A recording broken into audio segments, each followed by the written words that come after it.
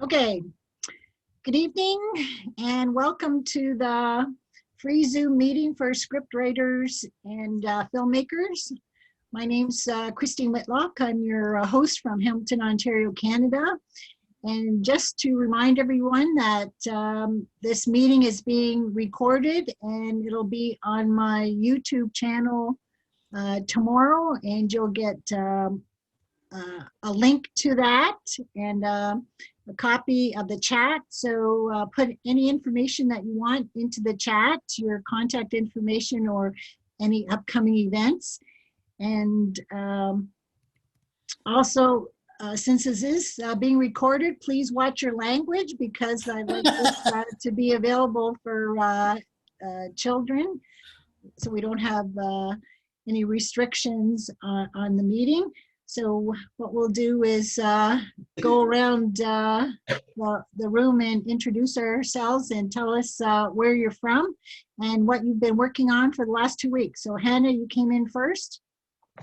Oh, my name is Hannah Strauss. I'm from Tucson, Arizona, and this is my first dive into screenwriting. I've worked in the film industry before, but in a different capacity. I was a production storyboard artist. So since the COVID lockdown, my creative juices started flowing, so I started writing. So I decided to take a crack at screenwriting. To my pleasant surprise, one of the festivals that I entered, I got picked as a semi-finalist for my Joe Plant screenplay. Oh, so congratulations. Yeah. Thank you. I was like shocked. I said, nobody's gonna like this. So it gave me a little bit of a boost of confidence. So that's been my main opus, but these past few days I've been developing a log line and a synopsis for another science fiction idea. So that's what I would like to present later on and get your opinions from everybody. Great, so. Good, yes.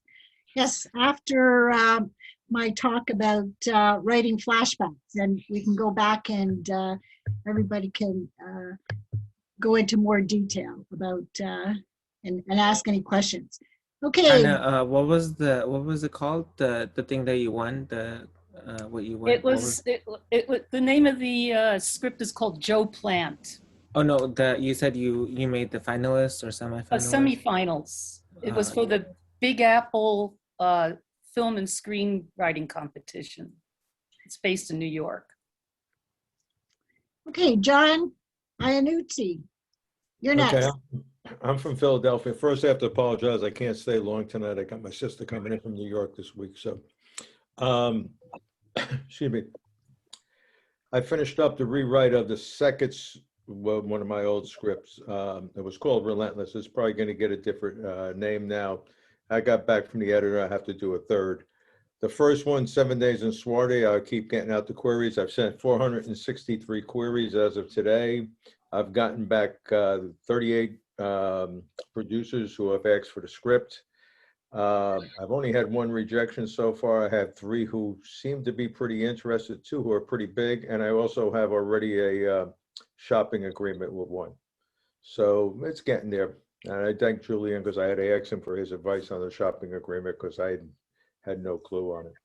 So it's getting there sooner or later. Might not, you never could trust, what you hear, but I'll believe it when I see a contract, And that's where I am. That's right. Okay, Ardell, you're next. I'm Ardell, and I'm from Vancouver Island, Canada, and I write murder mysteries. And this is my, I'm just a fly on the wall here, guys. I'm just learning, and I'm picking all of your brains as you speak.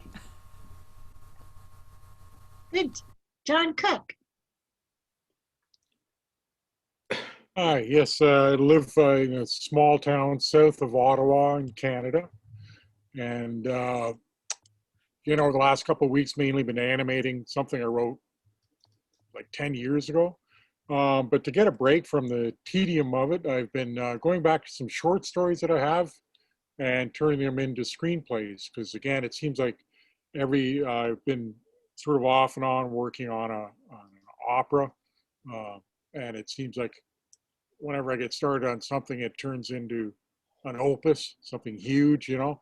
So it's been nice to just look at these short stories that are already written, so that, you know, the concept's already there and it's already short by nature, but trying to turn it into a screenplay is, I won't say it's easy, but it's faster than animation anyway.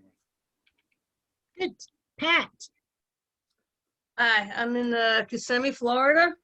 I have a first draft of my thriller, a couple of tweaks that's minor, and then I'm just reviewing it to make sure I got all the typos out and everything flows. I'm working on a comedy script with two friends in another group that is chugging along. And Christine gave me a couple of leads for my horror script that I'm investigating to see if they might work out, or at least if they're interested in reading. I have to work up the pitch for that too. Good. Julian. Hey there, everybody. To people who are new, I'm a screenwriter, novelist, more of a screenwriter. One novel, but from an undisclosed location in the Midwest. And this last week, I was very overjoyed to have the Carmen Group, association with Alex there, perform the first half of my horror script, Death's Brother. And many people from this group were able to be there. Christine, Hannah, Ardell, Pauline. So that was a really nice showing. So I can thank this group for giving me an audience because there weren't a whole lot more. But it was really nice. I got great feedback from some people. Some people are excited for part 2, and I'll be getting word out when that's when we have a date for that. I'm going to meet with them tomorrow to talk about part 2. One thing I would advise is maybe have some questions prepared. I wasn't quite ready. Suddenly it was like, Julian, you have the mic. I was like, okay, well, you know, and my questions could have been better. It was kind of like, what'd you think about that? So, you know, I went around and tried to get reactions, but the actors had some interesting feedback, especially the lead actor. He said his role was a lot, and it's a complex role, but he did a good job of kind of getting the subtext and putting it all together into a pretty good performance. I got emotional, actually. So I really, if you can get a table read, I really recommend it, because you know, when you hear things in your head and then you see them performed and they're like by a good actor and they're evoking the emotion and stuff, I'm just like, oh, that's exactly how it's supposed to be. So as Alex said, my glasses got a little steamed up. So arranging that soon, but otherwise I'm just kind of doing a lot of reviews and stuff. I'm going to be reviewing Hannah's Joe Plant script there, and some other people have asked me to review some stuff. We got a meeting coming up with Alex's writing group as well. Looking forward to that this week, and all. So that's what's going on with me right now. Great. Thomas, welcome. Tell us where you're from and what you're working on. Hello, everybody. I'm Thomas, and I'm from a small town in Northwest Ohio. And currently, I'm working on a feature drama about an Amish woman who gets shunned from her community, so she has to try to navigate around an unfamiliar world. Before this, I've written a couple of short screenplays. One of them, I was a quarter finalist at Scriptwriters short competition. And then I also have I have a pretty crappy first draft of another screenplay, and then just some other ideas that have kind of doodled along. But currently I'm just really kind of trying to learn the business and figure out what to do when I finish scripts and all of that. But I appreciate the invitation to the group, and I'm really looking forward to connecting with everybody. Great. Pauline. Good evening, everyone. My name is Pauline Williams, and I live in Normal, Illinois. And I'm a professor, and the last 2 weeks I've been finishing up my classes, finally graded all the papers and turned those in. So I haven't made a lot of progress on what I was working on before. I just finished my first screenplay, and I am working on writing a synopsis and a treatment, and also looking into how do I pitch, or where do I go to pitch the project. And so I was very fortunate to receive the invitation from Julian and attend the reading. I found that very interesting, and as I guess a kind of new to screenwriting, it was really interesting to me to be there to see how the reading was done, the performances, and to read the actual screenplay.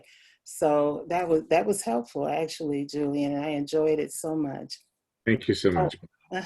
And I'll have to leave too. I have family coming from the West Indies tomorrow, and we still have a lot to do to prepare for them.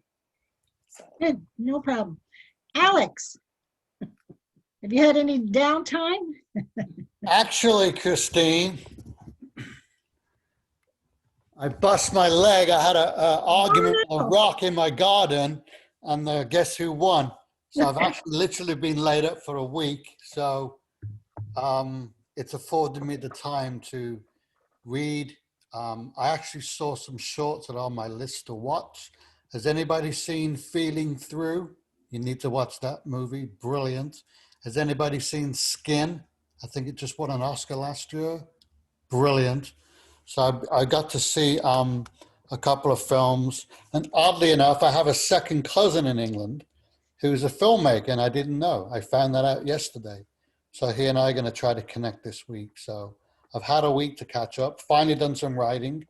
Someone had mentioned they're writing comedy. I'm taking my first stab at writing comedy, working with a stand-up comic lady who I met through one of the, I don't know, webinars or film festivals that were virtual this year. We became friends. She's in Atlanta. So we're actually writing a film about the, how do I put this? The dangers of pornography for young children, I guess. Yeah, I know, comedy, and it doesn't quite seem right, but we've made a sensitive health topic in a comedic way. So I think that's coming along nicely.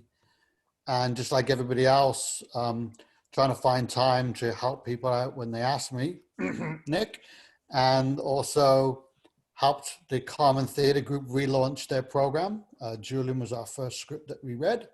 And as you know, Christine, I'd met a wonderful group of Canadian actors in and around Ontario, and they did a table read of my pilot. I guess it must have gone well because they've asked me for the next episode to read that in June. So wonderful group of people. A lot of them are also involved in my Future Leaders of the World project with David Frankel. They do table reads for our script. So I'm really plodding along nicely, thank you all. Except for the foot. So maybe another week later, maybe. Good. Doug, welcome. Tell us about yourself. If you don't know by me now, I mean, you ain't gonna know. Oh, sorry, wrong Doug. It was Doug McDougall. He's on first. Okay, there's two Dougs. That's quite unique. All right, folks. First time here, was visiting with everyone. Originally from Hamilton, like Christine, born and bred, but I live now in Georgetown, just west of Toronto, about 40 minutes. I'm one of those multi-hyphenates, a writer, an actor, editor, director, producer. Also recently became technical director for a group called Play Zoomers, based in Boston, Massachusetts. So it's really great being involved with a lot of things virtually. Back last year with the lockdown, one of the webinars or workshops I went to said if you're not getting jobs coming your way, then create your own original content, which I believe a lot of you are doing. So for me, that original content turned into a pantomime based on Sleeping Beauty, which I recorded on Zoom and broadcast on Zoom with a cast of over 35 people from all across Canada and the US. It was a musical comedy, and we did a fundraiser last December for Food Banks Canada and raised over $2,100. So it was quite something for this event that went on for a couple of weeks. Right now, creating next year's musical comedy based on Cinderella, a reimagining of Cinderella, called Cinderella If the Shoe Fits. Takes place in an alternate universe with not only Cinderella but the Disney princesses and Marvel superheroes. And I want to incorporate a bit about the dating game, which was back in the 60s and 70s, a lot of musical parody, and right now working on a lot of the music for the show. So looking forward to being part of the group. Great, thank you. Nick, what's new with you?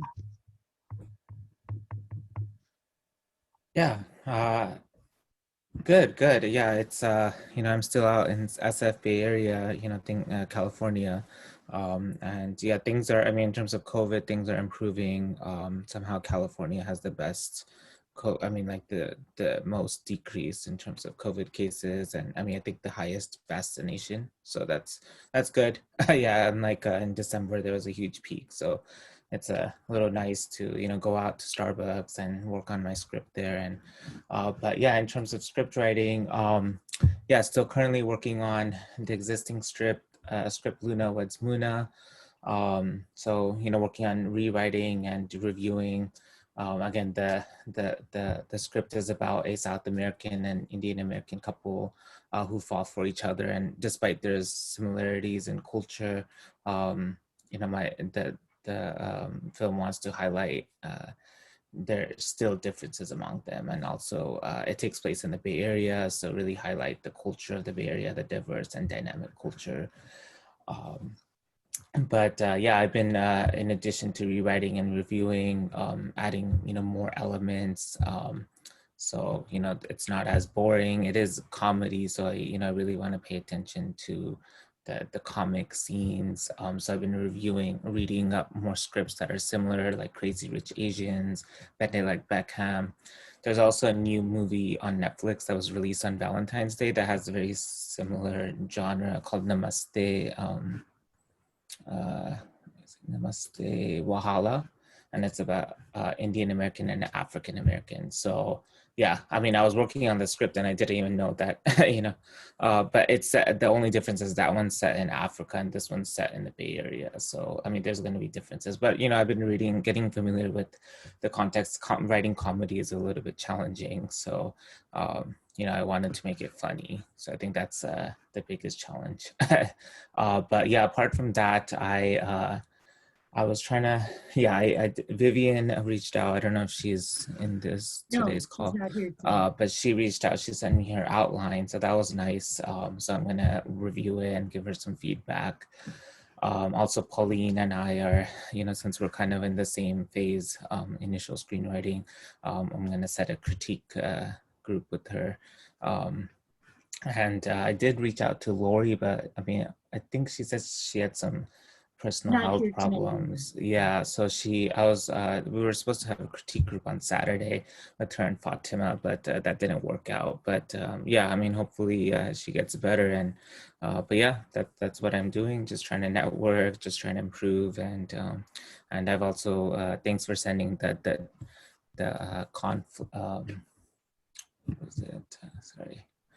writing emotions document. I've been incorporating that on my script as well. So Good. yeah, thank you. And Manuel, welcome. Introduce yourself to us. You have to unmute yourself. Unmute yourself. Yeah, okay. Hello, guys. Hello. Well, yeah, my name is Manuel Xavier. I'm from Mozambique. I'm speaking from Mozambique.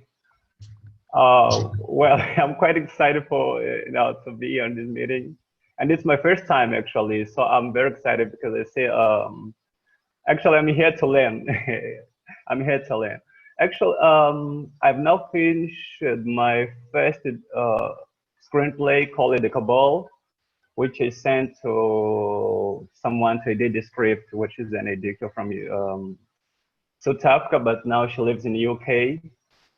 And she's working this script just to, to put everything polished and, condensed. Because as you may know, English is not my first language. So has a right, I have to send it to someone who is, you know, like who speaks English and write really well. But it's a very, very nice script, and it's a very exciting movie. It's action. It's an action movie, and I've also tried to write 2 novels, which is a novella actually, because it's a short version. Loire, which I call Loire, the Child of the Prophecy, and the Linda Loves. So this is the, you know, the project that I have now, but I have sent them to, you know, to be polished, and yeah, that's all. But I'm here to learn because this is very exciting for me. It's my first time to be part of this meeting. Yeah. Great. Shadow, we haven't seen you for a bit. Yeah, I've been pretty busy this last couple of weeks. Sorry, just the so yeah, in terms of writing, I've expanded Hope, which is that paranormal show with the submarine. Solved a bunch of plot issues, and then I just began writing 2 days ago a what I hope will be both a stage and a feature-length film version of The Firebird. For those of you who are aware of Stravinsky's Firebird Suite, that was one of my favorite ballets, and I'm adapting the legends of the Slavic Firebird along with the Greek and Egyptian legends of the phoenix, which are somewhat different than that, and into kind of one story. And so that's exciting. It's been a project I've wanted to do for a long time. I've been working on what we call the Virtual Theatrical Initiative with On Demand Global. That's our streaming platform, and that's a initiative that I'm working on. What was it called? The name of it? Virtual Theatrical Initiative. You can go to virtualtheatrical.com and get a small blurb. That's the only thing that's there right now. But it's a program that I'm developing with a couple of 501c3s and in-house to live stream, live performance, live theater, dance and whatnot, but not just stick a camera in front and live stream it, but also to combine that with current technology such as LED backdrops and projection and green screen and whatnot before a live audience. So the issue being that even as we open up, well, we're opening up great guns on the West Coast here, but even as we open up, if theater is stuck with 25% capacity for a while, it's not coming back, except for the large theaters. I think there's a couple of big theater houses that have been able to weather the storm, but smaller theater companies can't do that. The economics just don't work. So we're coming up with a program that would expand the reach of a theater company potentially to a global audience, so that they can make a lot more money at the door, quote unquote, the door, as well as bringing the cost down to the general public by an order of magnitude, and attempting to push the art form as well, the potential of the art form, by combining, as I said, digital process and whatnot on the live stage. So we've got 2 shows kind of in the planning right now. We want to have like 6 to 8 beginning sometime late fall. And as I said, I'm working with a couple of 501c3s, potentially open to every company out there that wants to explore this. And it's not like a Zoom read. A lot of people are doing Zoom reads, but they are Zoom reads. They're not necessarily very good.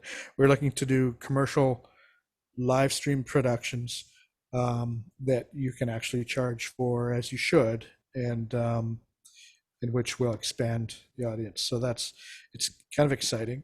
What else am I doing? Alex, do you have a question for Shadow? Yeah, just real quick, Shadow. Did you Yeah. see the news yesterday that Governor Newsom has put together $30 million for the film industry? Can you guys apply for anything with that? I didn't see that.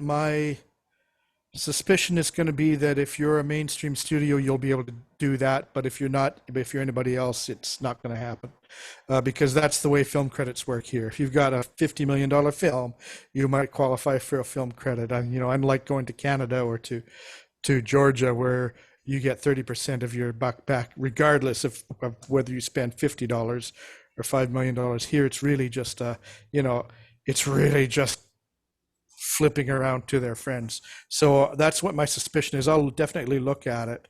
There are other things that we can qualify for, though, in that aspect for the theatrical thing. I'm not a 501c3. On Demand Not Global is not interested in that. We're a for-profit company, but that doesn't mean we can't work with and for the betterment of arts organizations. So that's our thing with that. The other thing I'm doing is getting ready to announce the Eartha Kitt film, C'est Bon, which I've been working on for several years. We want to shoot that this fall. We're trying to figure out how to get that puppy funded. It was in front of Netflix just before the lockdown at a fairly healthy budget, and they nixed it when the lockdown happened. Plus, they weren't going to go for a theatrical release, which we insisted it had to have, and which it cries for, but now may be irrelevant anyway. So we're kind of ready to go. That's very exciting. It's a very unusual project, and I'm looking forward to it. So that's it. I've been very, very busy. Good. Doug Nelson, what about you? Well, I've been doing same old out here for a while. You know, I'm still trying to get a film festival launched, but I'm working with city government. And if any of you have ever worked for the government, you know how what that's like.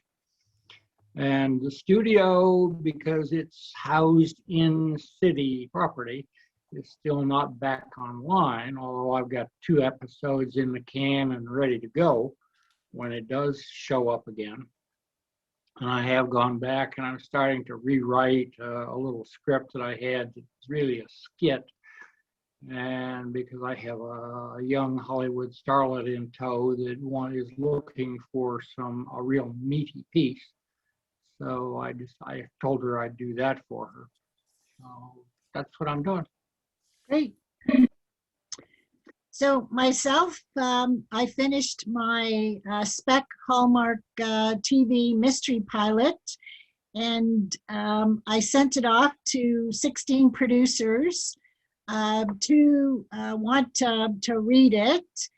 And one referred me to 2 more other production companies that deal with Hallmark. And 13 of the producers were from the Ink Tip newsletter. So that usually takes a while for them to get back to you.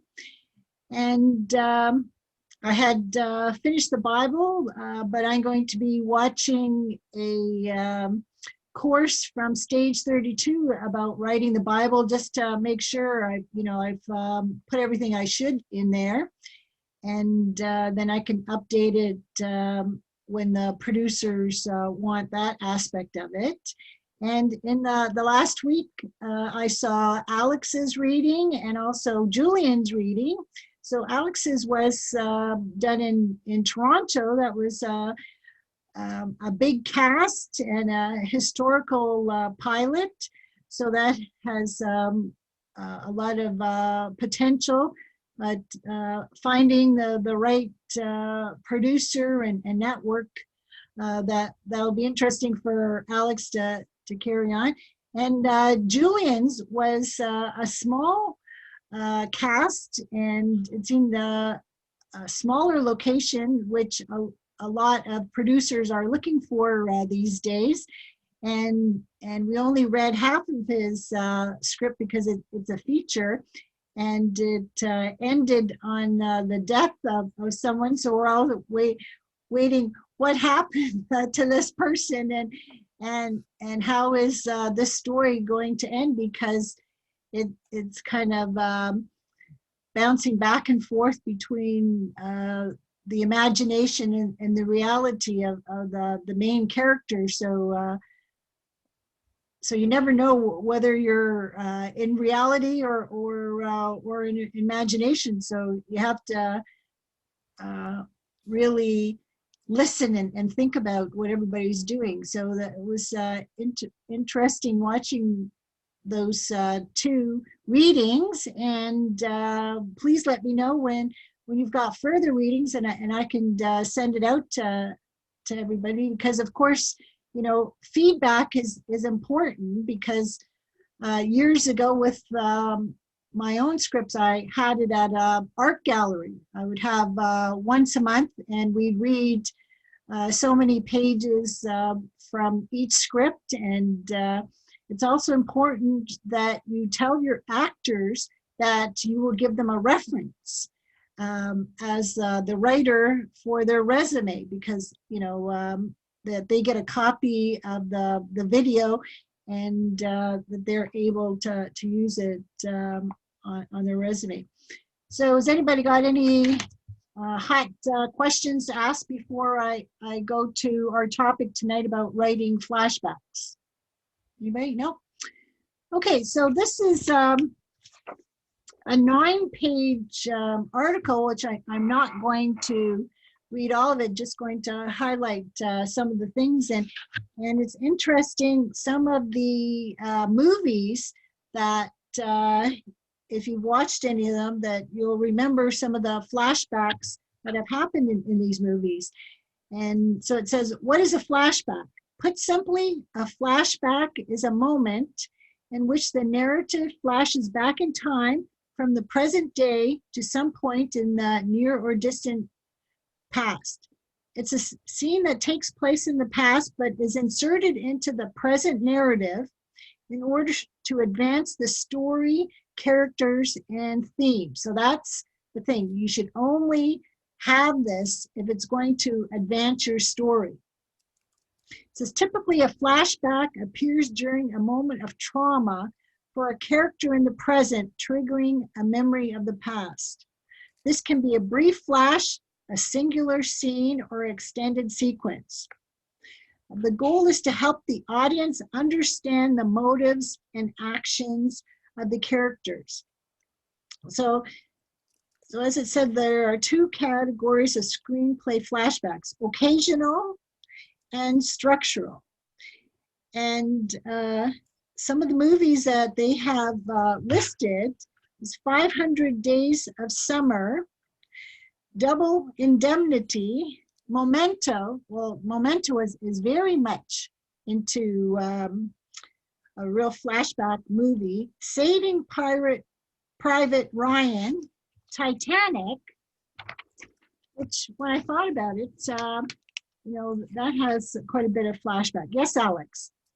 Just wanted to point out for the writers amongst us, don't put a flashback in page 3 or 4, because we need to understand the present and the story before you flash back in time. So I've seen that a lot, and it just doesn't work.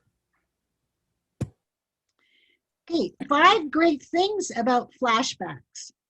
1, flashbacks can vividly bring a character's past to life rather than just hear about it through dialogue. But again, you know, if it's historical or science fiction out of present reality, you know, that can certainly bump up the budget. Flashbacks can take us right into a character's mind. Flashbacks work equally well in all forms of genre. Flashbacks are set apart from other forms of storytelling in that they are concerned with memories and the impact of the past on the present. Normally, stories are designed to make the audience wonder what will happen, but flashbacks make us wonder what has happened. So they have to be important for the stories. It says, mistake 1, writing flashbacks that don't have a purpose. Number 2, mistake, adding too many flashbacks. But I think in Memento, there was a lot of flashbacks, but that was the way that story was. So, you know, it had to have that. And how to write a flashback in a script, emotion. We talked about emotion last time. A flashback should generally only be used when a character experiences a heightened emotion in the present and you want to show the root cause of that emotion in the past. Flashback type number 1, past trauma. This type of flashback returns to the past to reveal a defining moment or moments of distress that's behind so much trauma in the character's presence.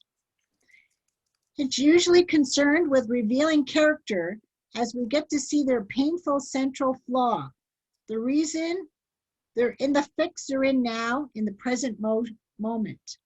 So past trauma flashback examples in movies. The 40-year-old virgin, John Wick, and The Waterboy. So another type is startling revelation. This is most often used to illustrate a character's highly emotional reaction to a startling plot development in the present. Another one is nostalgia, when a character wistfully thinks back to an important or happy time in their past. So examples of nostalgia is in Airplane, in Crimes and Misdemeanors, Silence of the Lambs.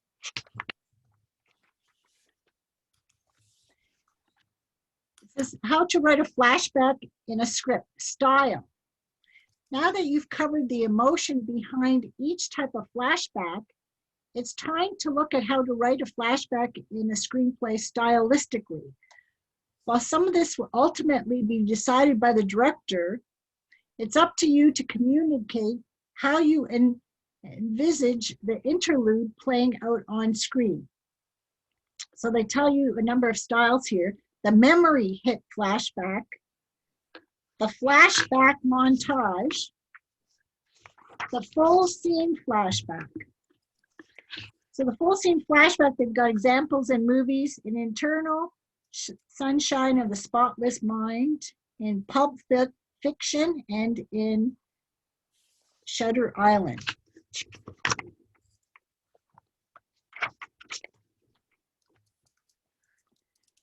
And it says to write intent. Although a flashback reveals moments in the past, the use of a flashback should always be with an intention of raising the stakes, advancing the story, and or revealing character.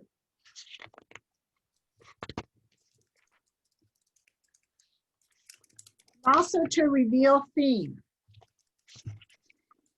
And that's all I'll say right now. You can read the rest in more detail in the document that I'll send you tomorrow. So any of you, are you using any flashback in any of your scripts or novels? Ardell, you're shaking your head. Yeah, actually, I just got a review today on my script Frustration, which is kind of flashback heavy. It's kind of a Chinatown meets Boogie Nights story, and usually the reviews smack me for the flashbacks. A lot of people, well, if you don't use flashbacks well, people will ding you. They tend to annoy, like voiceover, flashbacks, all this stuff. It's kind of a noir type story, so it has voiceover and flashbacks. But boy, it's probably one of the #1 complaints people have about that script. And you know, actually, it was funny because someone pointed out that I had flashback not on page 3, Alex, page 1. I had a flashback on page 1. But I didn't have, but I think I must have cut something out before it. So the script actually begins with flashback, and people are like, "Why are you flashing back? This is the beginning." So very careful, of course. You know, and like you're talking about Pulp Fiction, Memento, those are some super well crafted movies. So just it's a tool, but too much will annoy a lot of readers. Alex, you had a comment? Just wanted to add on to Julian. I think using flashbacks is a skill that you have to be a much more advanced writer to use it properly, not use it as a lazy way to explain something. So that's all I'm going to add. John, you had comment? Hold on, let me get my mute off. Okay. I just wanted to say, I just read a good article by C.J. Wally from Script Revolution. And he was talking about rules and stuff. And everybody wants to apply one rule to everything. And when I wrote my first couple of scripts, I was that way. They didn't go anyplace. One rule doesn't fit all. I've seen movies that are great movies that start with a flashback. And they're written so well. The other thing is, you mentioned Pulp Fiction and Memento. They're not really flashbacks. That's a non-linear movie is what that is. Memento's told backwards. Alex said it. And Pulp Fiction, if you read Tarantino, he wrote that as a linear script and then just chopped it up to be non-linear. And there's a great book out, what's Linda Aronson on the 2021 screenwriting. Great book. And she says, if you can't write non-linear now, you're not going to get your script sold unless it's a certain genre, like mystery can be told linear, okay, and other things. What is the book called? It's writing in the 21st century or something like that. It's Linda Aronson. Very good. It's very detailed. Very detailed. It's hard to follow, actually. I had a hard time following some of it. But I just believe that, you know, we read these articles by these people who say, don't start with a flashback. And then you go on and you see a hit show that starts with a flashback. Okay, and then they say, don't do this. It's just like people told me, only send your scripts out to producers who have done movies like you. I did that the first time. I got nothing back. So this time I told you, I sent out 463. I've got 28 reads right now. I've got a what do you call a contract? A shopping contract. I have 2 other guys who are very interested that we're talking. If you don't break the rules, and CJ says this in his thing, and CJ is very good because he's common sense. He's not a great writer. He's the first one to admit it. He's had things produced, but he's not like a Tarantino. If you don't break the rules, nobody's going to notice you. If you try to write like Tarantino, nobody's going to notice you. If you try to write like Sorkin, nobody's going to. There's Sorkin. They'll, if they want a Sorkin movie, they go to Sorkin. So you got to write what fits your screenplay and what makes you, you know, go. Think of the movie, the Bruce Willis one where he was dead and he didn't know he was dead. Sixth Sense. Sixth Sense, yeah. That was never written that way before. Everybody, that was unique to that thing. If that was written from a thing, oh, well, he's dead. I'm seeing a ghost, you know what I'm saying? And they let you know it was a ghost and stuff. You would have thrown that right out, you know? Now, it has to be good flashbacks, but I followed all those rules in the beginning. Yeah, you have to format right. You have to do certain things right. You have to have structure. But you got to be, it has to fit your thing and it has to make your script tick. My new one I told you I was writing is totally nonlinear. Totally nonlinear. And every time I have somebody read it, they'll say, listen, it's great, but the thing is, it's a little too nonlinear. You have to tune it in back. And they're right. But what makes it also great is the fact that it's nonlinear. You know, and that's the whole idea behind it, that it's, you know, it's going to get somebody's interest. If I wrote that linearly, they'd say this story's been told 100 times already. And, you know, I'm going to go get the guy who wrote the first one that won the Oscar for it or something like that. So that's just my opinion of it. You know? I mean, Another Ardell, show. Yeah. What's up? Ardell, you had a question or comment? Unmute yourself. Yes, I did. This book. You're frozen, Ardell.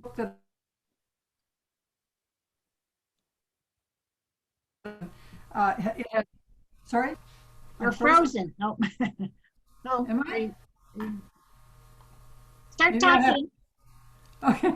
Let me just shut something down here. Maybe that's the problem.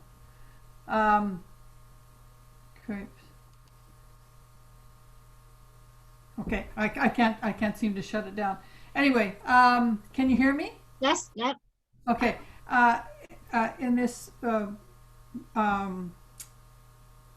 this manuscript that I'm writing right now, it has 2 timelines.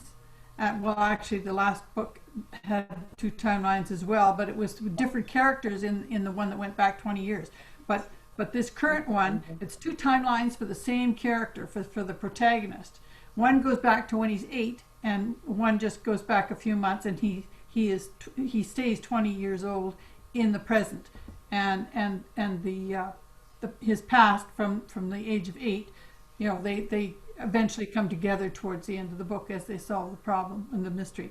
But yeah, I especially like what you said about every flashback has to be triggered by something in the present, and it has to explain something. It has to be relevant to your plot. So anyway, I've done 2 books exactly that way. Great. Yeah, I was just yeah. The This Is Us actually is a really good show about. I mean, like it really highlights flashbacks a lot. Like the 5 seasons has been really strong in that. So yeah, And which show is that, Nick? This Is Us. This Is Us. Doug Nelson, you were going to say something? I was going to say a lot of things. However, when you're talking about flashbacks, often new writers use them as a crutch to insert exposition into a story that need not be there. The exposition can be brought out over time. You know, just starting out with a flashback. I'm writing a script right now that starts out in 1957, but it's not a flashback, but it's on the start, fade in 1957. And then within a page or 2, we're back to present day. That's not really a flashback. That is your, I guess, motivation for the character's action along those lines. And if you want to really see how flashbacks can be made to work beautifully, look at a film called The Bridges of Madison County. It's a film that is written, it's a bookcased film, bookend film that is written with flashbacks, and it even has flashbacks within the flashbacks. And they all work beautifully well. But if you're writing just a flashback to just insert expository information, don't bother. We're not buying it, period. Shadow. Yeah, just to kind of like people have said pretty much almost everything that I wanted to say. I wanted to, start pointing out that I don't think Pulp Fiction is really a flashback thing. It's a nonlinear, out of chronological sequence. I don't know. Is that really flashback? Maybe it is. Maybe it isn't. It depends on your definition. But I tend not to use them specifically for the reason Doug just said. When I do use them, I have to be aware, and people should be aware, that the question that I have to ask myself as a writer is this the best structure to tell what I have to tell? Because if it's easier, better, and quicker, and more concise to just do it linearly, do that, because it's easier to act, it's easier to direct, and it's easier to follow. Otherwise, good storytelling is simple in structure. If the structure gets too crazy to follow, then just like self-conscious camera work, it's detracting from the story, and the story is the point to the script. So, the times I have used it are when I could bring a plot point together that was not, for one character, that was not within the main story, that really explains something at one moment, and then when I do that, that flashback becomes a mini story that explains her affinity for another character or something. But I try to make sure that I'm not doing something that's lazy, or because it's cool, or because we need a flashback. Is it the structure? Is it at the best way to tell this part of the story, or is it unavoidable? It might be like you've got a problem with your plot, or not a problem, but you've got a challenge. You want to bring some things together. Is it the device that will help you most effectively do that? If it is, then use it. If it's not, and might be a better way, go ahead and do something different. Because I think that it's a bit knee-jerk. It's a bit like lazy writing. It can be.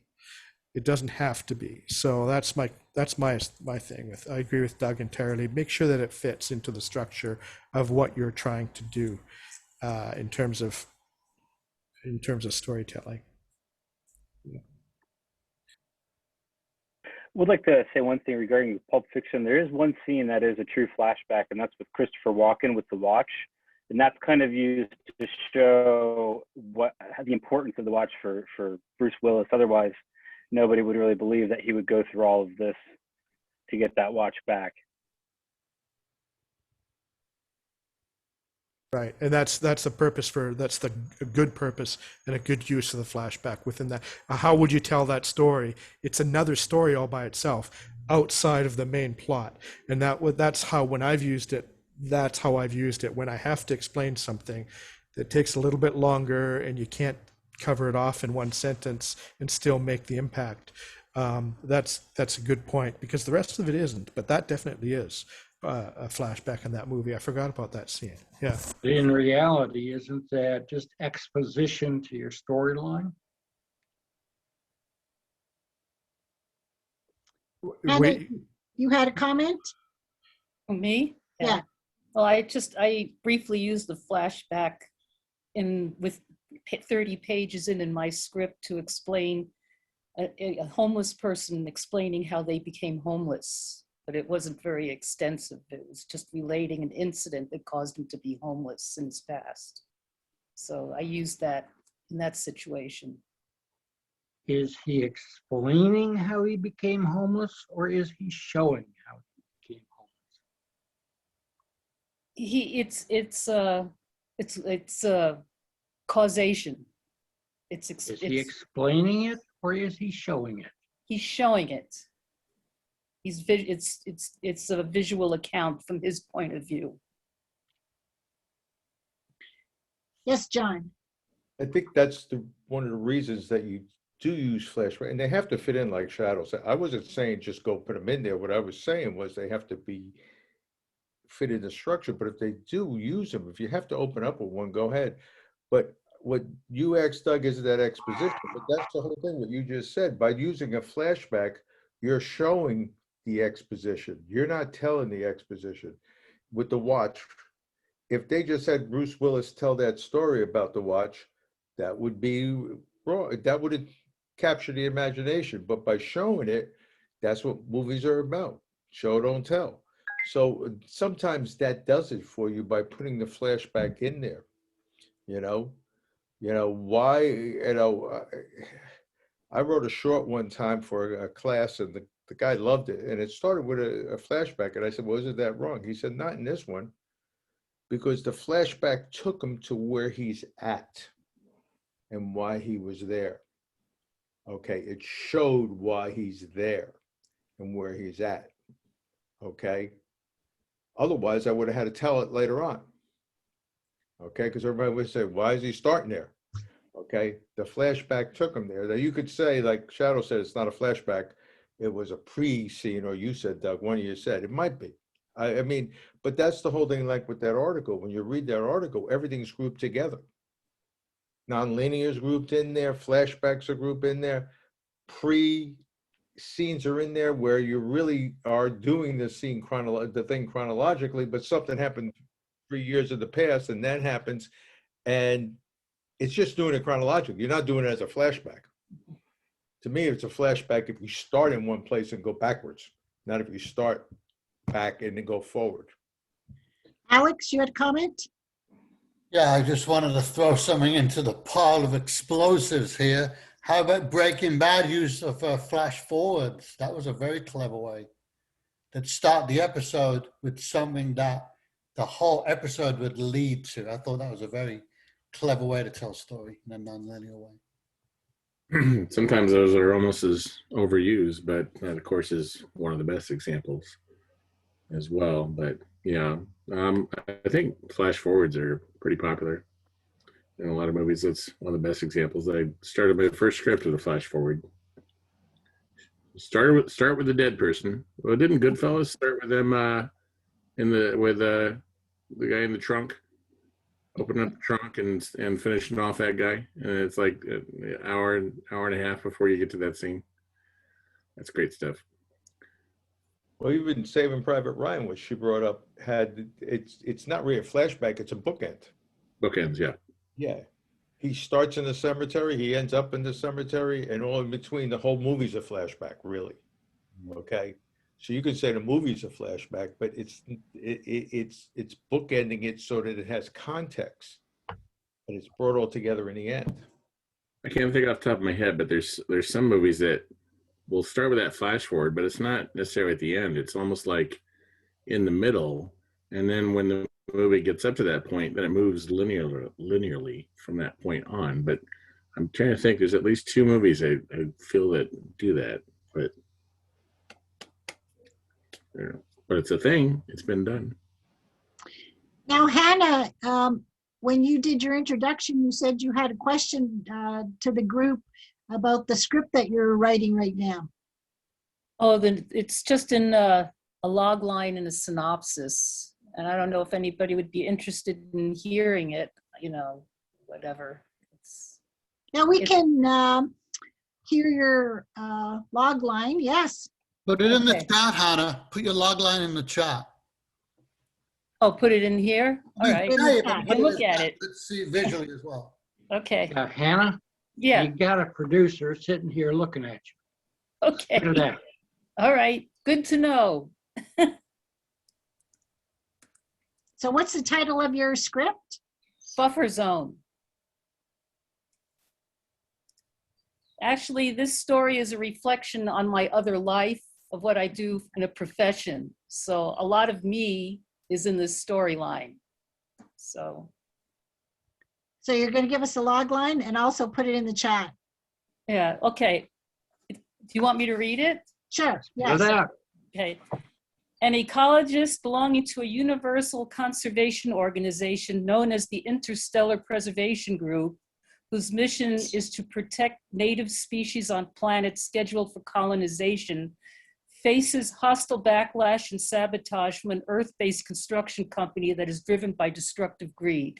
That's it. A little long. It's a little long, but put it in the chat for us, visual people. Okay. Thank you.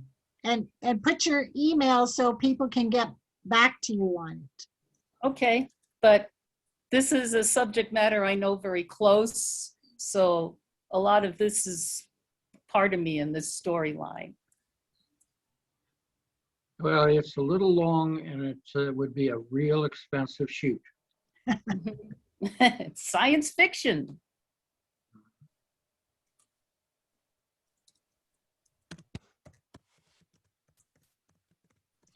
Friday night, I was at a webinar on science fiction. And I think I attended that one from Screencraft. Yes, yes. It was very good. It Yes. was really good. Yeah. And then I think we got the synopsis about the meeting just before this meeting tonight. I saw it in my emails. I didn't get to read it. Hey, what was it called? Friday. It was a Scriptcraft. What was the? It was a webinar about writing and pitching sci-fi scripts. So how do you find out like information about upcoming webinars? Well, you have to be on the email list of all kinds of different places. So it depends how much junk stuff you want in your inbox. If, so whatever genre you're interested in, you just sign up for any of those companies or organizations and see what interests you. Thank you.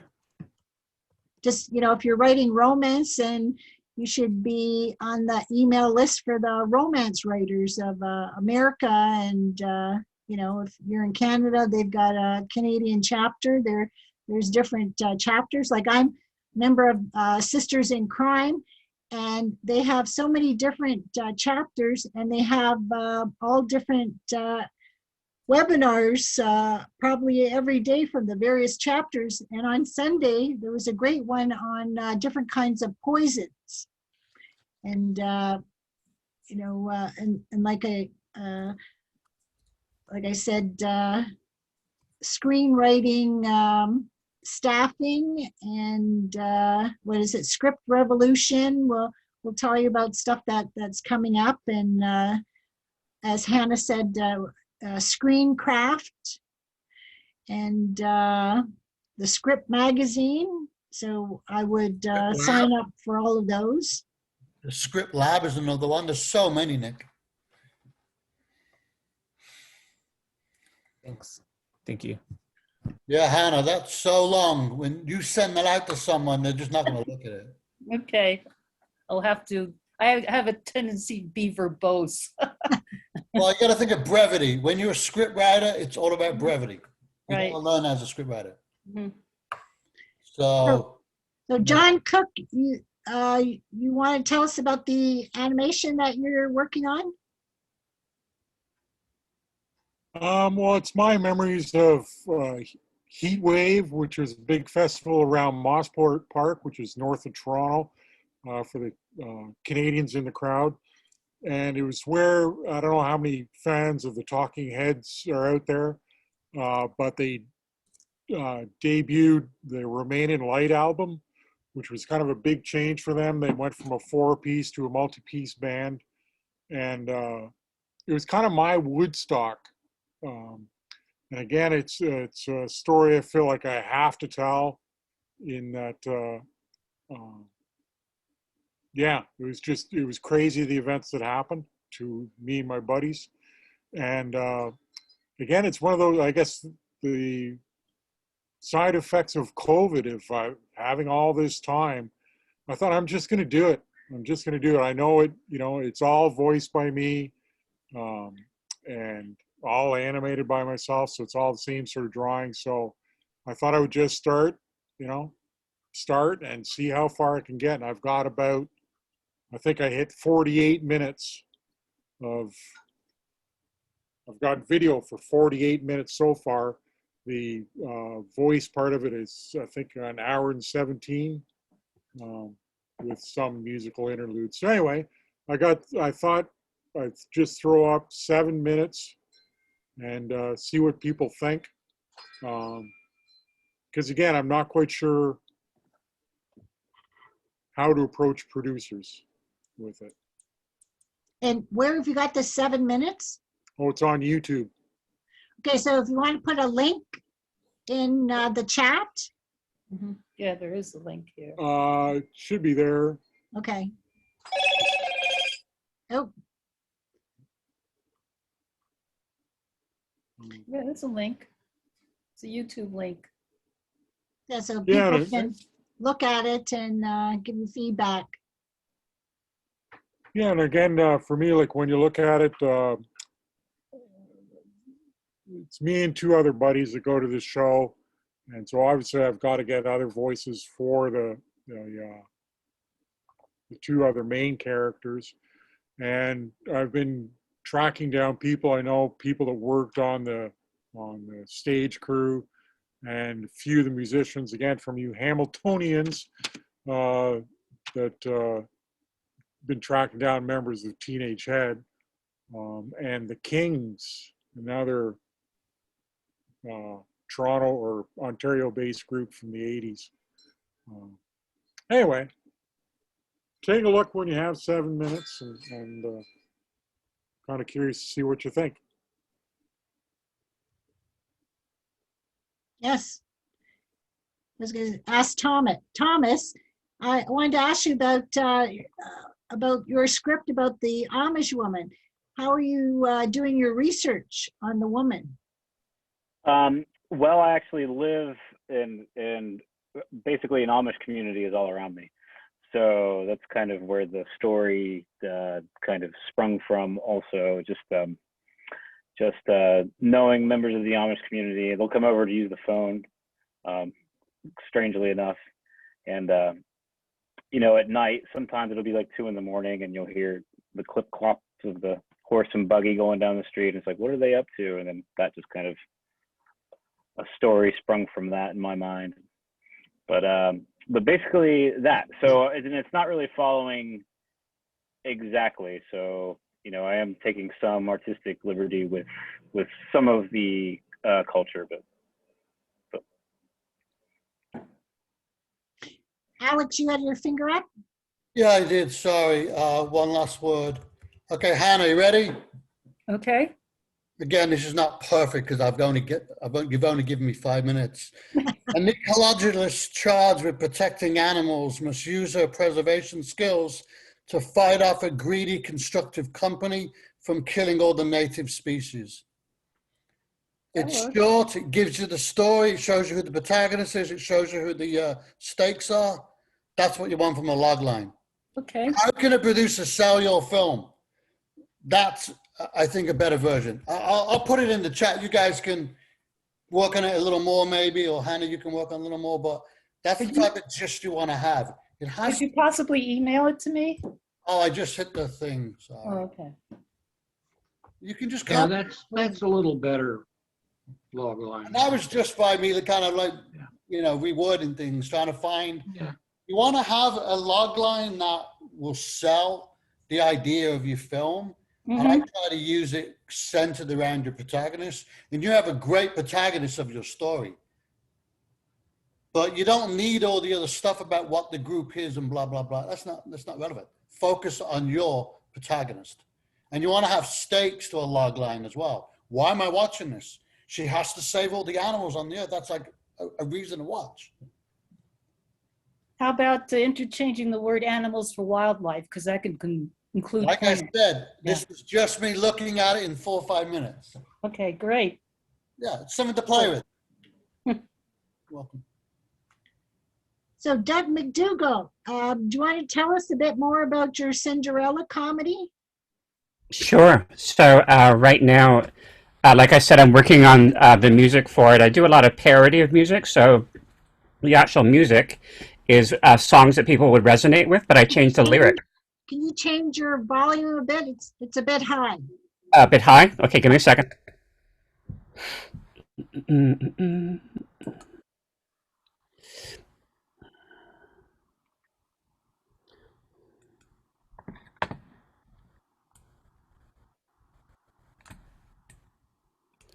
Is that better now, Christine? Yes, good. Okay, sorry guys if I was blowing your ears out there. So I do a lot of parody work, like a Weird Al Yankovic kind of thing. So changing music that would resonate with people, and then changing the lyrics to suit the characters. So to give you an idea of some of the songs I'm working on, I'm just going to pull them up for a second. So some of the songs I'm working on are it takes place in France. So I get to use a lot of French colloquialisms and different play on words in French, with it being set in French. And then Cinderella's father is actually a shoemaker. So his name is Emile Louboutin, like the Louboutin high heel shoes. So it's a lot of inside jokes and things that adults would get, but also it's good for kids as well. So kid friendly as well. So the song Be Our Guest, changing the words in it from Beauty and the Beast. I also have the characters like Cinderella and the other Disney princesses going to high school, which is something that you wouldn't normally see in a Cinderella. So you're kind of suspending reality or whatever. It is a fantasy, it's a fairy tale. So they go to Fairy Tale High. The girls meet up as the Disney princesses, and then you have the Marvel superheroes who are princes.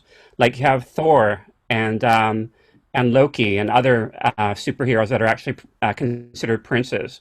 And they come together and do a parody on Summer Nights from Greece. So that kind of thing is what I'm developing. And then the fact that the stepmother, her whole backstory, with a little bit of a flashback, not a big one, but we also find a bit about her motivation as a character in the story and wanting to hook up with Emile Louboutin, who is this shoemaker mogul over in France, who happens to be Cinderella's father. So that's just the premise of the story, and it goes on to a happy ending at the very end, but a lot of stops and starts, and as I mentioned, the dating game, where we bring in things like the dating game show, and the thing in a pantomime is you can bring in modern technology into a story that takes place in the Middle Ages. So there's going to be dating profiles, one called Tinderella instead of is for Cinderella, like a Tinder kind of site, that kind of thing. And a lot of humorous kind of aspects that I think people would really get into. And I'm quite good at editing and finding virtual backgrounds and things. So, and using props and costumes. And have a look at my Sleeping Beauty, which is on my YouTube channel. I put the link in the chat, and that'll give you a flavor of the kind of show I'm putting together. It actually turned out to being almost like a feature film when I edited it. It was close to 3 hours. It's like, whoa. Wasn't expecting it to be that long, but it was a labor of love for sure. And I'm looking forward to working with a different group of people this year and putting it all together. So. And I like your virtual background. I hope that's a virtual background. It is. Yeah. It's from the movie Knives Out, if you've seen that movie. Oh, yes, yes. Yeah, the attic. Now, Pat Semler, do you want to tell us a bit about your thriller script? You said you're in your first draft. Yeah, I have, I don't have the log line completely written yet. It's a takeoff on the short story, The Most Dangerous Game. It's set in a laser tag parlor. The manager of the laser tag parlor has a side business where he has been harvesting homeless people to throw into the maze, and he has a Zoom call clientele that take charge of drones equipped with powerful lasers that hunt them down through the maze. The one group, or the biggest high roller of the group, is kind of bored shooting homeless people because they don't give much of a thrill or a hunt. So when 4 people show up at the parlor, he decides, well, actually, when his brother shows up at the parlor with 3 other people, he's gonna put his brother into the game one way or the other, because his brother cost him a pro football career with a car accident. And he's in debt to, he's getting rid of the bodies by donating organs, and what the person that's taking that can't use goes, the rest of the body goes to medical labs or schools. So no mess to clean up. So he decides, you know what, I got 4 people here, I can just clear out of this whole thing, make myself some mint, and get the hell out. So he's going to get rid of all 4 of them in a high stakes game. And when they find out, they've got to fight back and figure out how to get out of this room that he's trapped them in. And since they all work together, and 3 of them are up for a promotion, there's a lot of complications with personalities and jealousies, et cetera, et cetera. So I've been working through that. Good. Kind of reminds me of my own script called Blink People. And the question is, what do you do with homeless people? Let's eat them. Soylent Green. Yeah. Mhm. Yeah. And Manuel, you want to tell us a bit about your action script? He doesn't have his. Yeah, hi. Hi. Hello? Yes, yes. Tell us about your action script. Yeah, actually, I was pointing out some, some part of the conversation that I had regarding the related to flashbacks. And here I noted something because in my script I have flashbacks, of course. So, but this was because I want to introduce the past of the character, because he was a military before, and then he get betrayed because there was a war in Afghanistan, and then they killed the children there, and then he didn't like it, and they said, okay, I'm gonna quit this mission because we failed here. And then they said, okay, at first this lieutenant disagreed, and they said, no, you're a United States mission. And they said, this is not the United States mission. So, and then he quit. But then after that, in his life, like after that, and then he started to become this, he has his wife killed by rogue assassins that came to his house, and then they killed him. So I want to push this. I brought this flashback because I want to show that this character that I see here in the script, in the film today, is because he had this past. Like he quit this he quit his military career, and then he had his wife killed, and then it became to be, like he changed, and then so this is what I just pointed out because I had the avoid to add too many flashbacks. But then in this film, I put the action in the present, but then whenever Nicholas, the main character, he's alone or maybe locked out in this prison that he end up being there, he has these flashbacks, which tell us something that happened right in his life in the past. And then this is something that goes with the script, like, okay, every action, I try to explain that this happens because of this happened. So I don't know if that might have, I could have put a lot of flashbacks, but in the end, but I understand that this was the only way that I could introduce his past to the, to the audience. So that's the thing.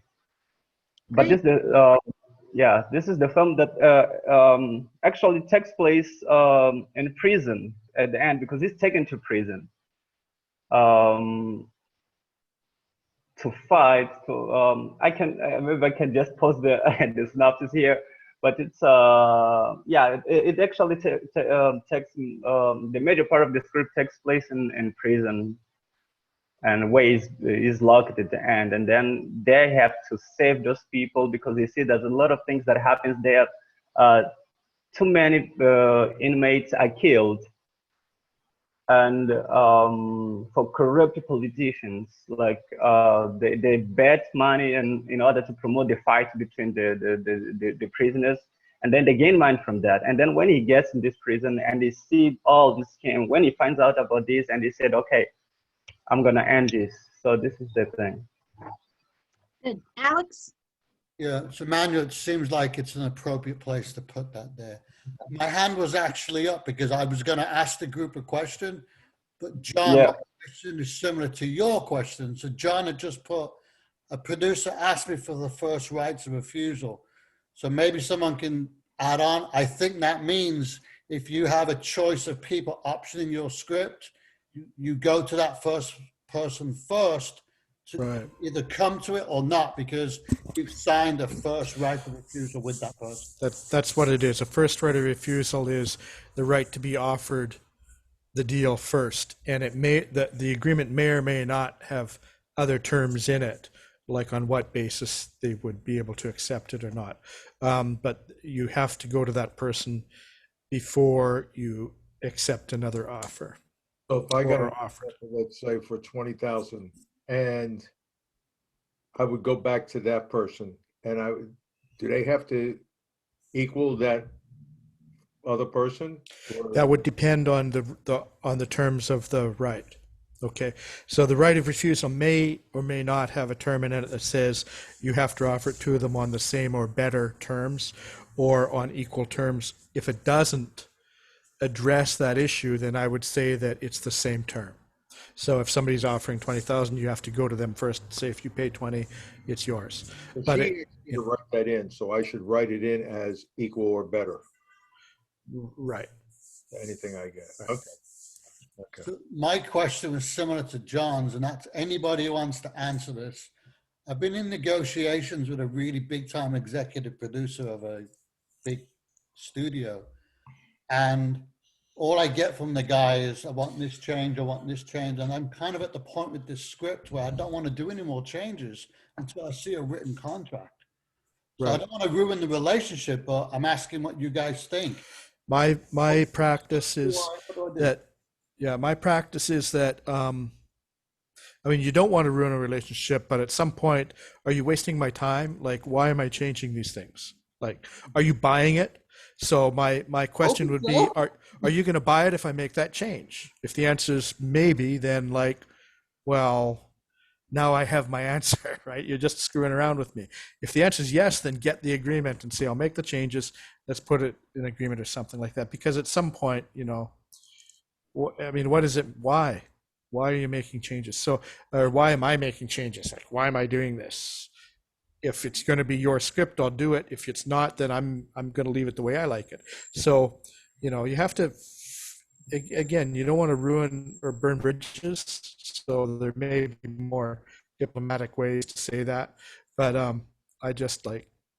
And I don't know where to draw the line because it's a famous guy who's made some great films, and we've had 3 meetings now. It's at this point, I can't hold another meeting really unless I see. Well, I mean, if he's famous and legit, then he'll understand that, right? You say, look, where's this going? Because you know how much trouble this is. What do you know, just lay it out like honestly like that. I don't want to waste your time. So just put it like that way. I don't want to waste your time or mine. I know. I mean, what else can you say, right? Difficult. Yeah. What you really need to do is to bring a script to the producer that is polished and pretty much ready to go. Oh, no, it is. He wants some change. What's going to happen is the producer is going to look at this and say, well, I like this writing. I like this guy's story. I can work with this guy, or I can't. And if you can, then yeah, you're going to do some rewriting. I mean, there's no question about it. But it's not going to be an ongoing forever and ever situation. You have to have light at the end of the tunnel, period. Because otherwise, you know, you're wasting the producer's time, and the producer is wasting your time. And either way, nobody is gaining. I mean, you're not gaining, the producer's not gaining, nobody is gaining anything. So you need to get this all pretty much up straight, up front.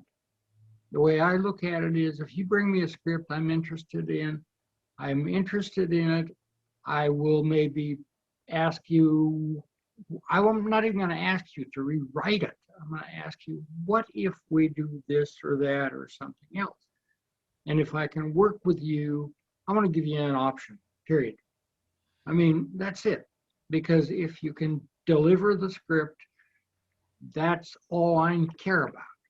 But I don't know if he's kind of testing us. It's a co-written script. It's an African-American version of Thelma and Louise. But I don't know if he's asked us to make these couple of changes twice to see if we can be working I don't know. It's just frustrating. I would definitely say, you know, it's time to decide what we're doing. Either fish or cut bait. I'll definitely make any reasonable changes, but why are you producing this show, and let's get an option agreement or something like that, or because this is why I need a manager. The manager would have done all this. Yeah, the manager would have said, hey, you wouldn't be doing any changes. Yeah, exactly. None, unless, you know, are you interested in it? He'll make the changes. Let's see the contract. I mean, it's simple as that, and that's the way it should be, really. So I just told you it is, Shadow, so. Yeah. It really gets down to. Say what? You just told me who it is? What? In the chat. I just told you. Yeah. Oh, okay. Oh, okay. But really, it gets down to, let's either fish or look cut at this. bait. Now, which one do you want to do? Yeah. Yeah, so Alex, if you don't have an agent or a manager, then have a entertainment lawyer step in and say, you know, you've been negotiating with my client about this script. Get them to be the bad guy and say, are you offering an option or a contract? Okay, I actually do know too. And okay, that's not a bad idea. I do know too. So then the lawyer or whoever is going to be the bad person, and you know that you say you want clarification, and that goes through the lawyer, and they're going to be handling the contract anyways to check it. So cool. Yes, John. I was going to ask, because I'm new to this and I've been doing a lot of reading because I feel I'm close with a couple of producers now. Aren't rewrites part of the contract normally? Yeah. Generally, they are. Yeah. Within reason. If generally as a producer, you're going to expect to get some rewriting out of the writer, but it can't be excessive, period. And this is where the legals get involved. What is excessive and what is not excessive? I would say that you definitely want to clarify this at this point, because looking at the filmography, it would be professional to do that, especially if there's give and take on the script. So, the question comes at some point, who gets what credit in terms of writing and things like that. You don't want to mess that up and get into arguments later on. So I would definitely broach the subject, like, is this an exercise, or are you going to option the script? And am I going to be the writer, or No, we're still the writers. My writing partner and I are still the writers. He has had a couple of generic comments that we addressed, that we changed. Okay. And then a very specific thing about a character dying. So we didn't kill the character off because he wants his Hollywood ending that he can sell. Right. But at this point, I can't have another meeting with him. I think it's in a week's time. I agree with you. Yeah. Just something else. So what do I do? Yeah, I think it's appropriate and businesslike to ask, to say, look, where is it going, and can we put it in writing? And we'll write everything that you like. But we do need to know what's going on, and let's make an agreement. I think that's businesslike, and he should appreciate that, right? Oh yeah. I would say from the business point of view, at this point, Alex, you just give them an option. Or I'm going to take it down the street. Simple as that. And you need to be able to stand up to that. You need to be willing to just pack your script up and move on down the road. Well, I did tell him. You can't ask him to have he wanted to meet in 3 weeks. I says, well, can we meet next week? Because I have a meeting with CBS Viacom on Wednesday. So he did push the meeting up till this week. Yeah. Once I mentioned CBS Viacom has a script, man. So. I mean, when you get somebody that's, in the inner circle or near the inner circle, you don't want to annoy them. You don't want to play too hardball. You want to be businesslike, but you don't want to be a jerk or come off like, You don't want to be either. Yeah. Yeah, so I agree with that. Okay, thank you all. Thank you.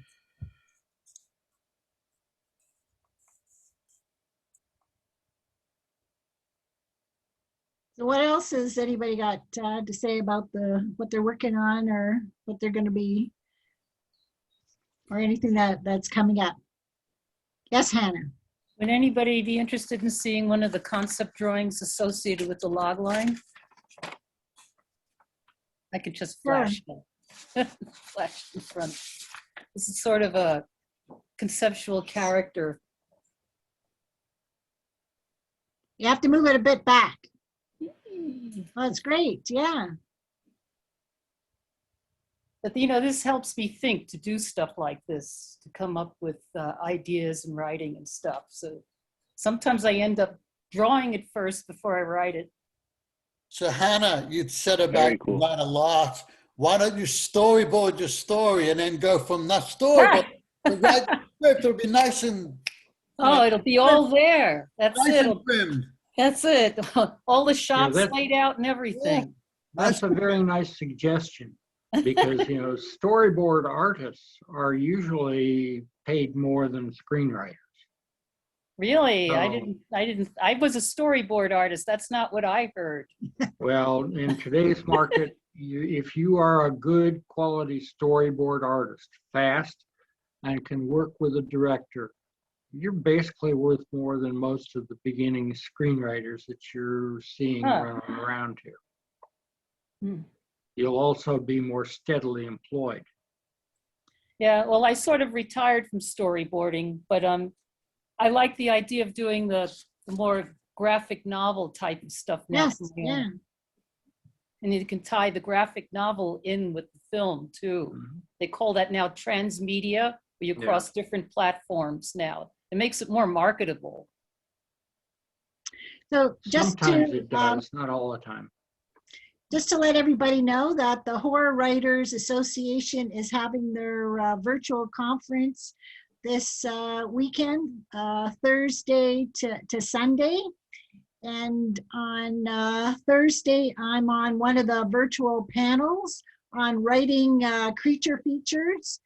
It was taped last Sunday, so I'll be on that, and I'm talking about my horror, my creature features that I wrote, directed, and produced, and especially Marina Monster about bull shark in Burlington Bay eating people during a around the bay race. Yes, Alex. Just in case I don't make the next meeting, I'm having a table read of Julian's short script he's been working on for me on June the 19th. So just pencil that in. I was going to tell you on Friday, Julian, but I might as well just announce it now. Great to learn now. That's awesome. June 19th, you say? Oh, June the 19th. Okay. June the 19th, yeah. Just pencil it in. I'll send the invite to you. They'll send the invite, and then I can send it out to my list. This is an FYI. Yeah. The So you have to remember that it'll be 3 weeks to our next meeting, because there's 5 Mondays in May. So the next one of these meetings is not until June the 7th. Right, and just in case I don't make that meeting, I would have missed the 19th for everybody. Yeah, and we're going to be talking about theme, because that seems to come up a lot, that you should know the theme of your script and be able to talk about it.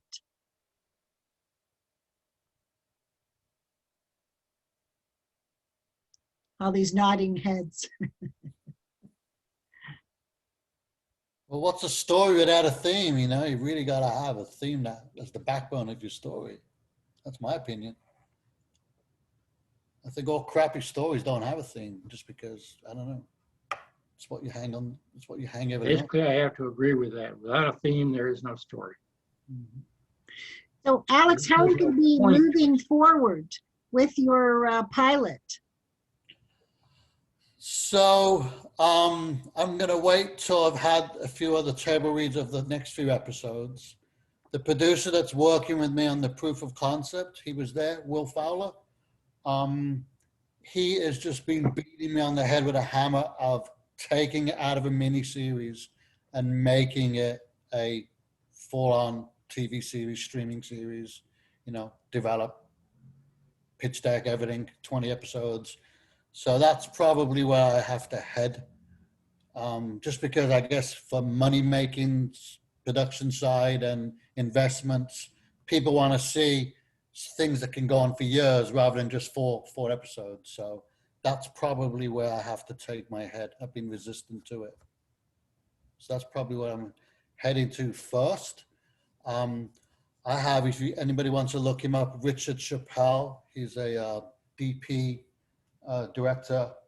He did The Pacific, and he's a big champion of disposable people. He has the whole mini series, and he said as well, I love this. Why is it just a mini series? So I may be able to get him attached if I make it into a streaming, I don't know, 10 episode project. So I don't know why I've been resistant to it, but I guess I have to go with the times.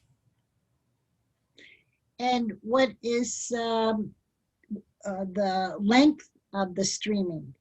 Will they accept the 55 pages? So, yeah, you'd mentioned that in the email. So I've been asking people, and the page count is much, much stricter for TV because of the commercials, whereas streaming services, you see pilots anywhere between 50 and 70 pages, and they determine the length.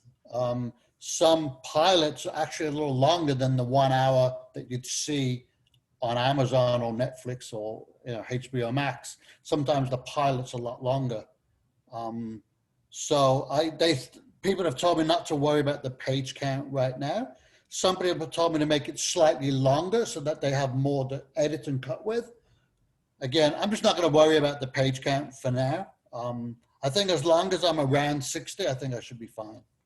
If this was picked up for TV, then obviously I have to be really stricter with page count for commercial breaks.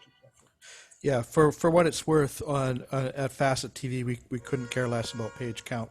Not that we look at page count, we're looking at completed shows, but timing is not an issue, right? You know, we don't have to hit a certain number of commercial breaks within a certain period of time, and it's on demand, so you don't have a 24-hour period that you have to fill to the second. So that's just not that, you know. And I find myself for Sin 13, which is a paranormal espionage series, it was intended to be a 30-minute or 24-minute series, but the genre wants to be an hour. You know, the genre wants that, and it's just really, really hard to write, so we're changing it up as we go along. And we got the freedom to do that in the streaming world. So, you know, I think that you can be less anal about your page count and stuff like that. Yeah, I mean, I don't even have a teaser or nothing in mind because, like I said, Christine, I cannot see any TV station picking up this type of project. This would have to be a bold thing on a streamer. Maybe TNT or A&E, maybe, but I really just don't see it at all. I see this being more, as I said, for streaming purposes, if it was to be picked up.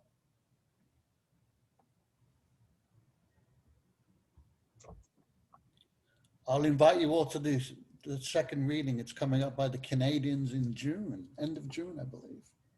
Yes, let us know. When I get the invite, yeah. They're a wonderful group. They're from in and around Ontario. Yes, Awesome. yeah. Love them a lot.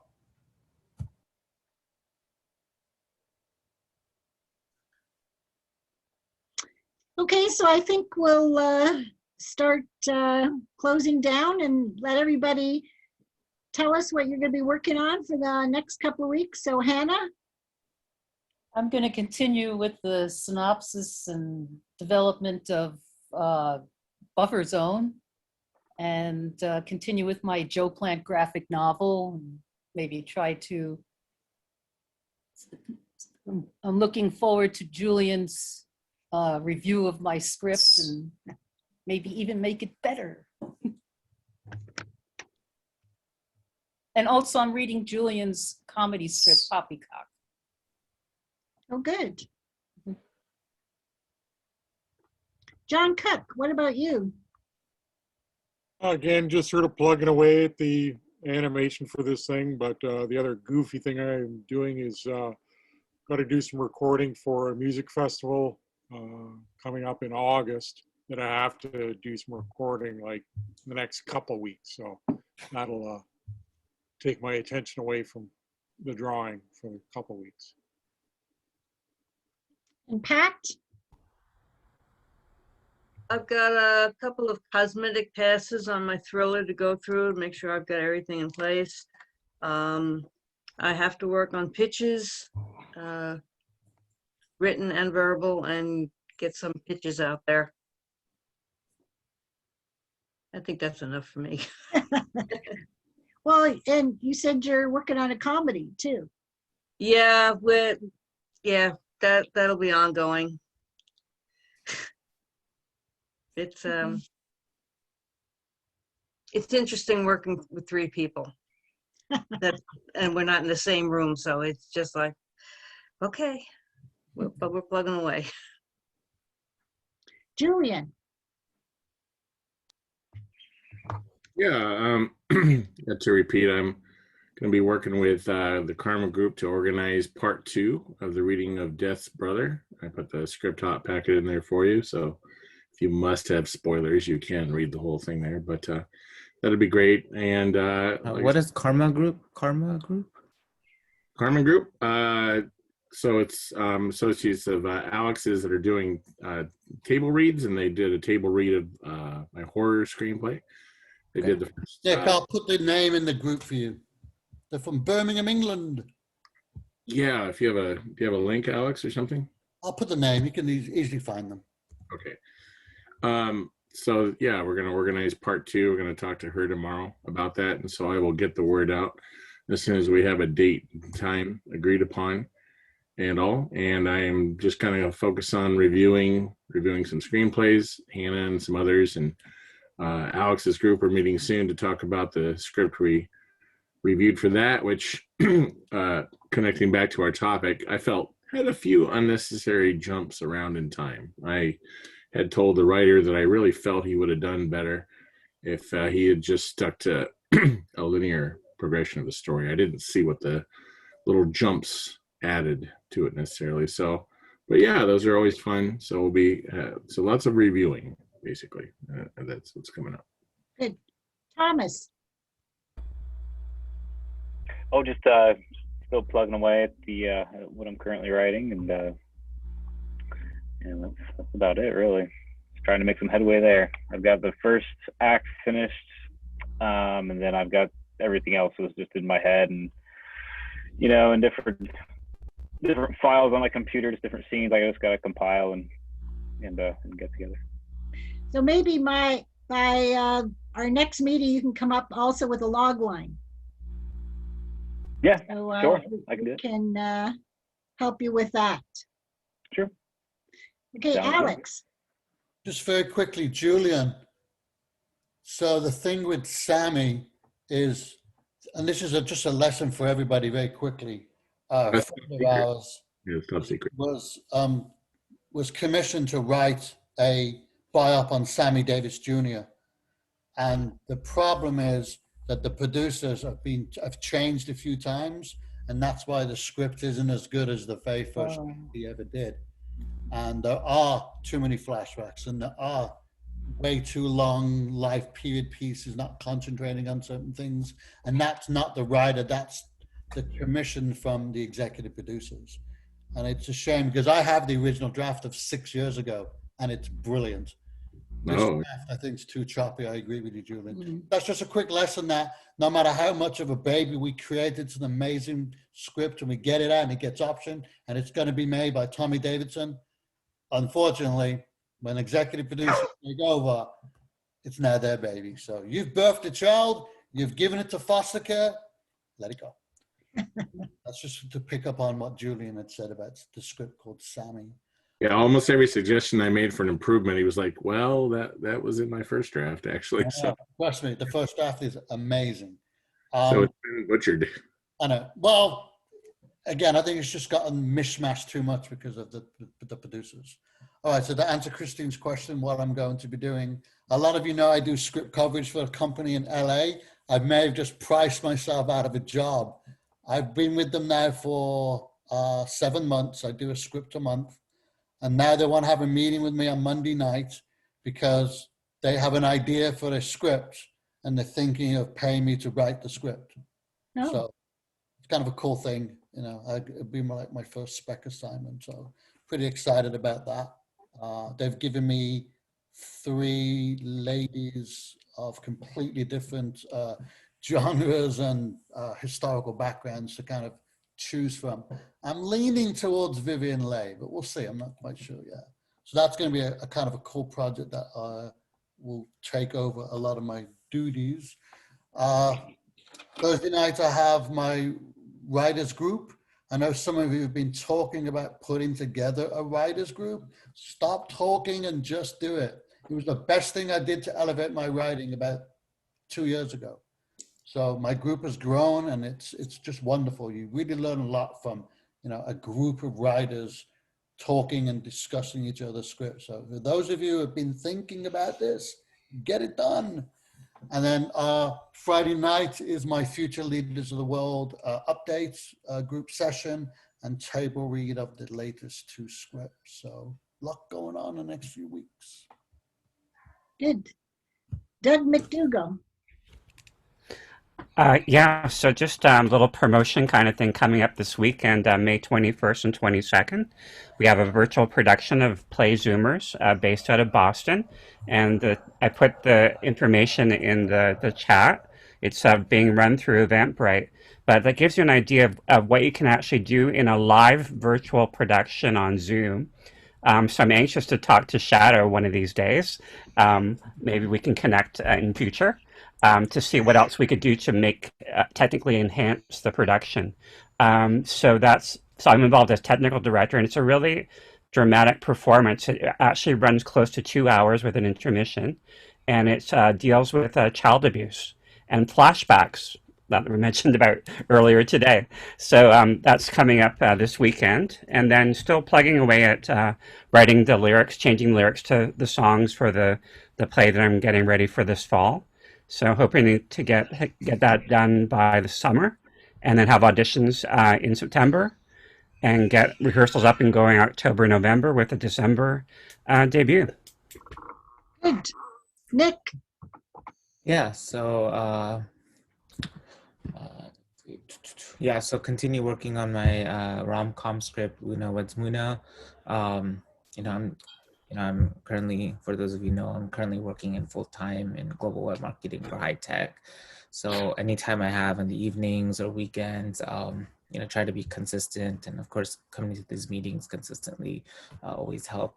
But yeah, reading up more scripts, rom-coms. I reread my script, and it just seems like there's something missing, that the comedy is not there. So reading more similar scripts like Crazy Rich Asians and Bend It Like Beckham, and kind of learn the comedy context and try to inject more into the script. Needs a little bit more beef, and it just sounds a little bit boring and dry. So just try to add, like the last few meetups that we talked about emotions and conflict and stronger woman characterizations and maybe potential flashbacks, try to incorporate that wherever I can. So, to make it more interesting.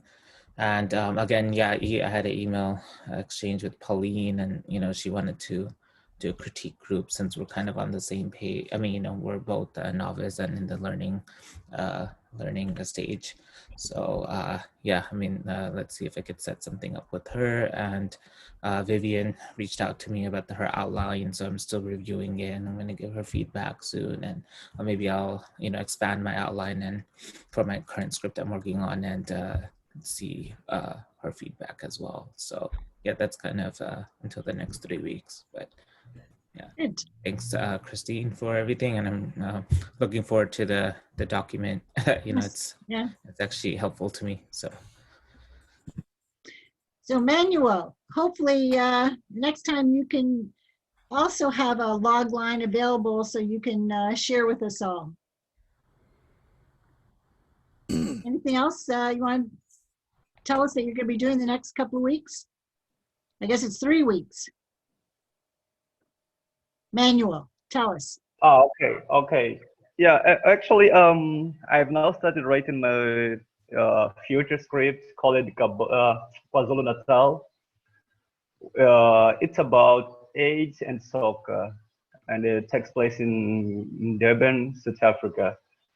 Yeah, this is what I'm writing now, but because the Cabal is now been edited, so I'm working this script now. But I'm very excited. I'm happy that I've also been part of this meeting. For me, that it was the first time, and it was a very productive, as an emerging writer. Yeah, especially from Mozambique, where we don't have this industry. It's like something new from many people. So I'm very glad. Yeah.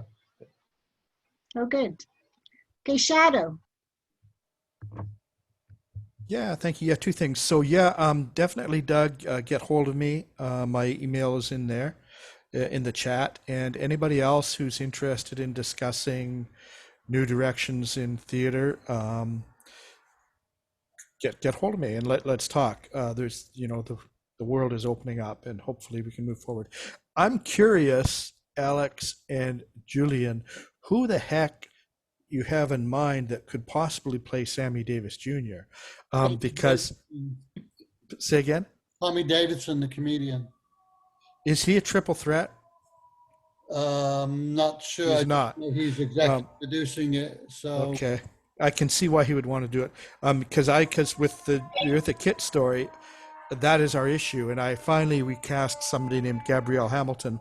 We couldn't find anybody with a name who could possibly play her at all. Not in the A list, not in the B list.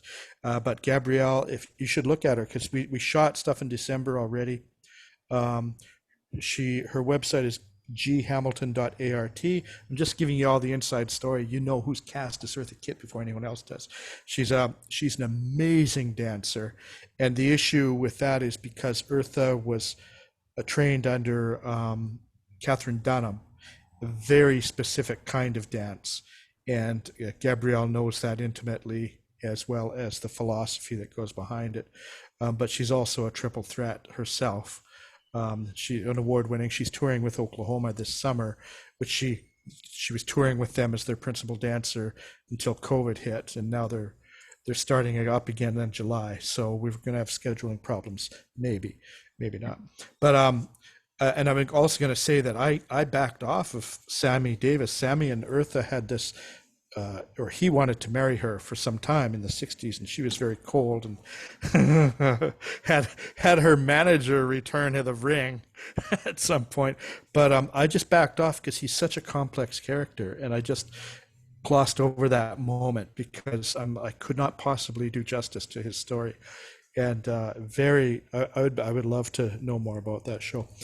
So yeah, virtual theatrical. If you're interested, people, get in touch with me, and that's kind of what I'm working on. So about your virtual theatrical, clarify a little bit. Is this about a stage production that is filmed and then broadcast virtually, or is this some kind of Zoom thing, kind of like what Doug did? We're not doing Zoom. It is a live stream of a stage production, but not necessary at base. That's all it is, but that's not the point to it, because everybody can do that. You can just TVize your live production. We want to bring in things like body cams, things like virtual backgrounds, things like hologram technology, green screen, chroma key in front of a live audience, and stream that. And then that also ends up with a more professional recut for restreaming later on. So, you know, we've got a whole kind of technical program about it. We need to have very kind of specific requirements for a play in order to do it properly on a lower budget. But the idea is that we want to do live drama and performing art because, you know, it's written for the stage. Yes. Yeah, but you know, I'm finding also that it's a bit of a hybrid, right? But yeah, I've written for the stage technically, but we're adapting something right now, one called Long as the Day, that was written as a film, but can easily adapt to the stage with what we have in mind. And our first production is going to be Three Gothic Doctors, which was kind of a Gothic kind of play that was done in 2014 in an insane asylum. And we're just revising that play right now and expanding it so that we can do that. But we're developing, you know, the issues are that there's union issues because SAG-AFTRA doesn't do the stage, Equity doesn't do streaming or anything like that. So there are union issues which we have to skirt.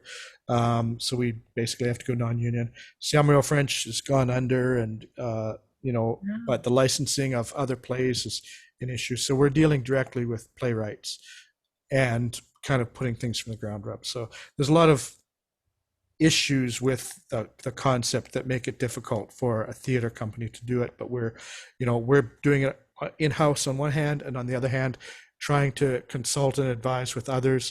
And the third thrust is to create a platform where there's cooperative marketing and ticket sales and streaming up to 4K that can be open to theater companies and performing arts companies around, so that they can, you know, so we can push this art form. Because I'll tell you, we're mostly doing feature film scripts here, but the fact of the matter is, it all comes from the stage, all of it.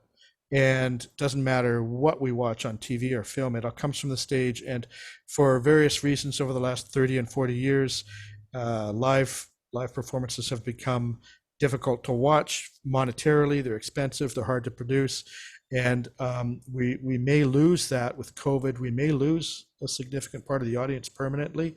And if we lose drama in live theater, we've lost a significant part of our cultural heritage, and we have to preserve that. So, and it's also like classical music, in my view, it's also the great engine of story. that out of which comes everything else. And so we need to kind of, this is my idea of trying to bring it into the new millennium and try to give it some life for other people. So that's enough for me. Okay, good. See Doug you all next time. Nelson.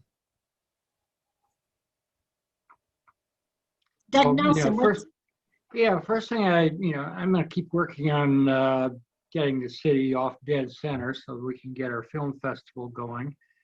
And I've got a couple of episodes in the can right now of my next indie filmmaker showcase.